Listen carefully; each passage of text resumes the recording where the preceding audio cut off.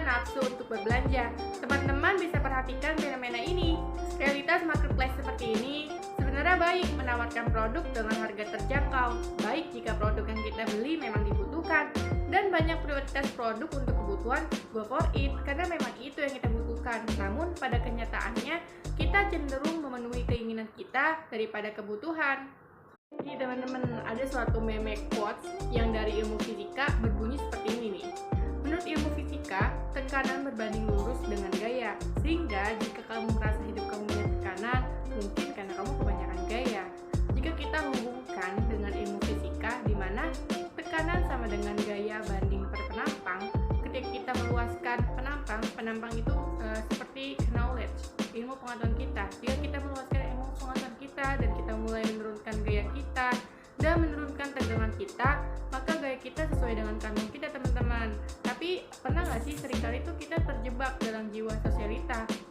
Terdapat quote seperti ini nih. Sekecil apapun uangnya akan cukup bila digunakan untuk hidup, tapi sebanyak apapun uangnya tidak akan pernah cukup jika untuk memenuhi gaya hidup. Ada ciri-ciri jika kamu terjebak dalam budget pas-pasan tapi jiwanya sosialita. Yang pertama, mengutamakan prestis dan gengsi. Kedua, pengeluaran melebihi pendapatan.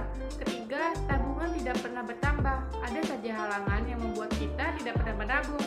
Teman-teman apa pernah merasakannya? Misalnya saat kita memiliki uang lebih ataupun gaji saat ada barang yang kita inginkan.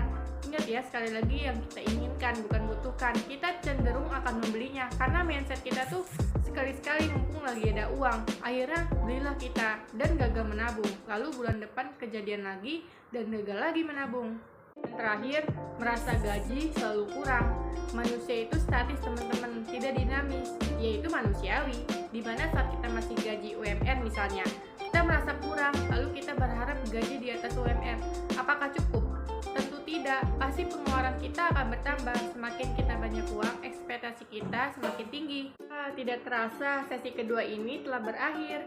Di sesi selanjutnya, kita akan belajar mengenai pengaturan gaya hidup yang bijak. Teman-teman bisa membaca modul yang telah disajikan. Sampai jumpa di sesi selanjutnya.